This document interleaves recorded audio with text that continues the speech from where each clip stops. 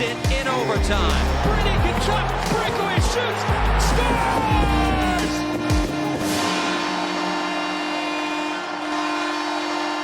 Welcome to Sens Talk. My name is Brandon and I am your host. Tonight, Ottawa took on the Buffalo Sabres in Craig Anderson's first game back here in Ottawa. For whatever reason, Buffalo started Anderson yesterday. Buffalo is coming into tonight's game on a 6-game losing streak. They're also playing back-to-back games. Lost 5-4 to Vancouver last night. So I don't really understand why Anderson didn't start in this game. Obviously, with his history in Ottawa, it would have made sense. But for the Senators, they need to win this game. Buffalo has lost 6 straight games on a back-to-back. It's a must-win at home. Now, I saw a lot of people today on Twitter, rightfully so you could argue, being very negative about the team and the outlook for the rest of the season. Look, I know the Senators have not been getting the results as of late. They're not producing in terms of 2 points. They're not getting the wins. It's understandable to see some Sens fans looking at, draft rankings, where the Senators might select, all that kind of stuff. I think it's way too early to do that, to be honest with you. But that's the glass half empty type of perspective on the Senators right now. They are tied for last in the National Hockey League for points, so I do get why people are like, okay, let's pack it in, let's tank, let's move on, let's get a top generational talent like Connor Bedard. I don't personally believe that's the outlook of this team moving forward. I think we're still definitely in the playoff conversation come March and April. But that's how some people look at it right now. That's the glass half empty perspective. Here is how I like to look at things. Here is the glass half full perspective. The Senators, as of right now or before this game, are only 8 points back from a playoff spot with 2 games in hand. So if they win those 2 games, including this game tonight was one of those games in hand. So if they win those games, suddenly it's only 4 points. Plus, they have 67 games remaining before tonight's game. Plenty of hockey left. We've seen the Senators come back from worse before and make the playoffs. They can do it again. So I still believe, and you should too. But time is running out. I won't lie. Time is running out, and they got to start winning for sure. But I'm just saying, I prefer glass half full over the glass half empty perspective, and I hope you agree with me. Look, once again, I understand there's no reason to not be negative right now around the team. They're not producing the wins. I get it. But there's still a lot to look forward to for the rest of the season. So let's get into tonight's game. Anton Forsberg starts for the Ottawa Senators. Cam Talbot gets a break after losing the other day against the New York Islanders. By the way, that's why I'm wearing the Alfie jersey. I was at that game. Beautiful moment after the game with the Senator players on the bench watching Daniel Alfredsson's Hall of Fame induction speech. Beautiful moment. Really, really awesome. Unfortunately, we couldn't win that game, but just a great moment to be in that arena with the players, with the fans around me, getting to watch a special moment as Alfie gets inducted to the Hockey Hall of Fame. So congratulations once again to Daniel Alfredsson, baby. Had to wear it in tribute of him. Now, Anderson did not start in tonight's game. We will be seeing him later in the game, unfortunately, due to an injury in the crease for Buffalo, as Eric Comrie started originally for Buffalo. But you know what? Look, Craig Anderson, before he got into the game midway through the game, had a beautiful tribute there, I think in the first period. Got a standing ovation. The Andy chants were flying at the Canadian Tire Center, as in my opinion, no doubt, Craig Anderson is the best goaltender in franchise history. Well-deserved standing ovation. Welcome back, Craig Anderson. Now let's get into the game. First period, choppy game, sloppy game for both teams. This was not exactly a beautiful game for either team. But 10 minutes in, Austin Watson takes a shot off the rebound, and guess what? He slams it home. Goal number 50 on his career for Waddy, and the Senators lead 1-0. What a shot, top shelf from Austin Watson, right shoulder side, past Eric Comrie. Watson, 50 career goals. Atta B, buddy. His first of the year makes it 1-0 Senators. And after 20 minutes of play, Ottawa's up 1-0. Look, they're out shooting the Sabres by a few shots in the first period. Pretty even period, but Ottawa's taking a lot of penalties. They took like 3 or 4 penalties in that first period alone, and you're not going to win many games like that. You're just not going to win many games like that. So for Ottawa to get up by a goal and lead by a goal going into the second period of play is huge. But guess what? They take another penalty. Their 5th penalty of the game, 7 minutes into the second period of play. They're 30th in the league for penalties taken so far in the NHL. It's unbelievable. They got to stay out of the box. They got to be more disciplined. And guess what? It finally cost them.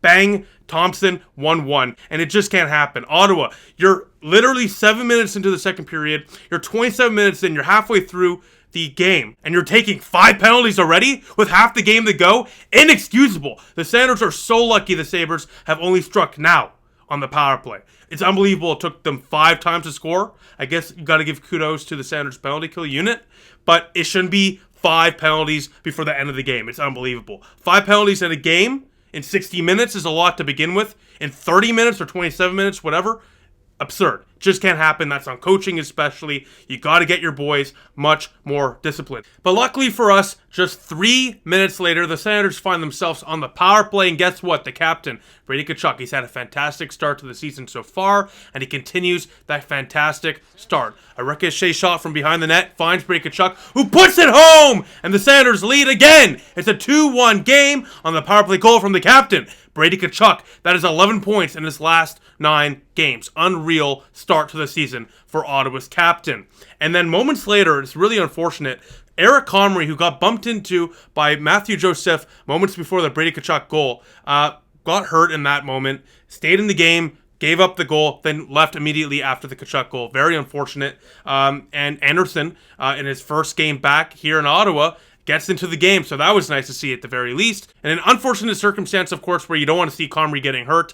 It is a bittersweet moment, of course, because Craig Anderson getting the play in front of the Ottawa faithful. It's great. They gave him a standing ovation again. The Andy chants rained down from the CTC. It was a nice moment for that, but of course, you have to hope that Eric Comrie is okay. Now, after 2 periods of play, it is a 2-1 Senator lead. Craig Anderson looked fantastic in that period.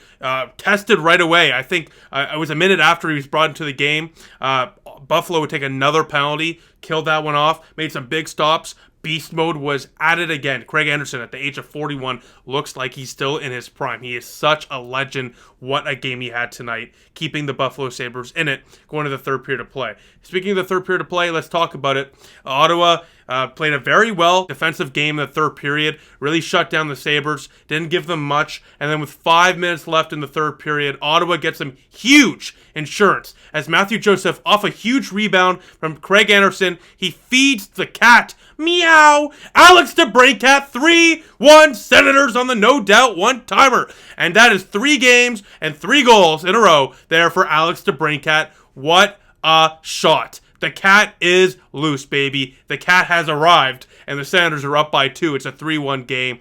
Unreal feed there for Matthew Joseph as well. And in the last minute of play, Tim Stützle would get the empty net goal as the Senators win 4-1. They rectify a 4-1 loss to start the year in Buffalo with a 4-1 win here in Ottawa against Buffalo. That is a huge win on the season. Like I said at the beginning of this video, 8 points back, 2 games in hand. This is one of those games in hand. Huge win. Now only 6 points back. 3 wins. We're tied for a playoff spot. It's not going to be easy. It's not going to be easy. No one is saying that. But it is possible, and it starts with wins like these. In games where both teams are playing choppy, not really well-rounded, really sloppy, a team has to win, and Ottawa finally got it done here. There's been a few games like that this year where they've ended up on the wrong side of things, so it is really nice to see that in a choppy game where both teams didn't really play their best game, Ottawa does get the luck and gets the W. And I will say this for everyone that's going to be calling me out for that, Ottawa did play better than Buffalo. They outshot them by like 10 or 11 shots. But defensively, in the second half of the game, they really improved. The first half, disaster, in my opinion. They were a disaster in the first half of the game. Anton Forsberg bailed them out in the first half. In the second half, defensively, especially in the third period, they looked much better, really forcing the Buffalo Sabres to the outside, not giving them any chances, no real big breakaway chances either in that second half. They really locked it down defensively. I was very impressed. So overall, yeah, good win for Ottawa. First half, not so great. Second half, they got the job done. A couple of huge goals, and defensively looked great. Forsberg continues to stand on his head as well. A much-deserved win for him. Now, some game notes. The Senators took 8 penalties today. You're just not going to win many games in the National Hockey League while doing that. They're lucky they only conceded 1 goal tonight, but more likely than not, if you're playing like, Tampa Bay or whatever, you're going to give up more than 1 goal on 8 power plays. Just can't happen. We are bottom 3 in the National Hockey League for penalties taken so far this season. That is on coaching. I'm sorry. That is on coaching. We must be more disciplined, and that is up to DJ Smith to rectify. So DJ, look, we're 16 games into the season now. These undisciplined penalties, we took like 4 or 5 high-sticking penalties today, just can't happen. The lads have to be much more disciplined. Now, no disrespect to Derek Brassard, I love him, but I don't understand playing him so much. I love him as a person. He seems to be great in the locker room, but he's looked like an anchor out there on that second line. I saw explosiveness from Joseph and DeBrincat and Batherson when they were not playing with Brassard. So I thought Brassard would be able to be utilized in a top 9 role. I might have been wrong. I think he's out there way too often. I would definitely scale back his minutes, maybe give Shane Pinto more of that opportunity there on the second line. Now, Matthew Joseph, who I kind of briefly just mentioned, his father was in the stands today. Maybe that's why he looked great today, but he was flying out there. He had 2 breakaways as well. Unfortunately, couldn't score. I thought that second one he was hooked on. Surprised there was no penalty shot. He did draw the penalty though, but overall, Matthew Joseph by far had his best game of the season tonight. Hopefully he can keep it up on Saturday against the Devils. Now, Jake Sanderson was a huge part as to why the Sanders looked great defensively in the second half of the game. I mean, wow, just take a look at these stats from Jake Sanderson and remember that Jake Sanderson has played less than 20 games in the National Hockey League. It's unbelievable what he's been able to do in his short stint so far at the start of his NHL career. Unbelievable. Tonight, 25 minutes, 2 assists, 4 shots on net, 2 hits, 5 blocks. His 16th NHL game, and he's doing this. He looks like a seasoned veteran. And you know, when we drafted him 5th overall a couple years back, I remember the scouts and of course the analysts on Sportsnet, TSN, whatever, were saying that Jake Sanderson is, very good offensively, but defensively is where he's going to excel. It's the little plays that helps his team win. It's exactly why Jake Sanderson is so valuable. And at the time, you're like, okay, that's just, everyone says that at draft night. They always overhype prospects, in my opinion, on draft night. It's draft night. You want to overhype them. You want to get some hype around that team. I get it. But Jake Sanderson was not overhyped. Unlike a lot of other prospects, I think he's been underhyped. He's been that good. He's so effective. Frankly, he's Ottawa's best defensive player right now, including Chabot and Zub. Okay, even though they're not playing with those injuries, Jake Sanderson has looked phenomenal. I mean, look at those stats. 25 minutes, 2 apples, 4 shots, 2 hits, 5 blocks.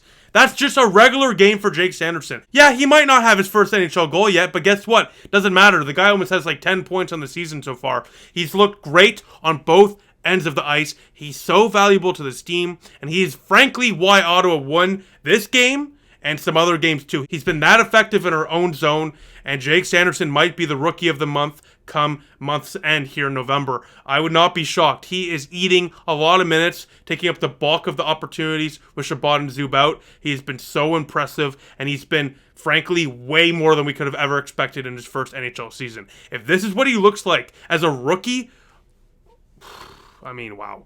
Just get ready for what he looks like in his prime. So besides that, thank you all for watching. Ottawa takes down Buffalo 4-1. A huge win. We are back in the playoff race. Put away the tank watch. Put away the prospect watch. Stop taking a look at the draft eligible players and start taking a look at the NHL standings. That's what I'm focused on. This year is not lost yet. We still have a chance. There's still plenty of hockey left. Let's start putting together more wins. Let's see if they could get back-to-back on Saturday at 1 o'clock Eastern Time against the New Jersey Devils, who have won like 10 games in a row. They are flying. It'll be a tough test, but we'll see if we could get it done on Saturday. So I'll see you all then. Thank you all for watching. I'll see you in the next one. Go Sens, go.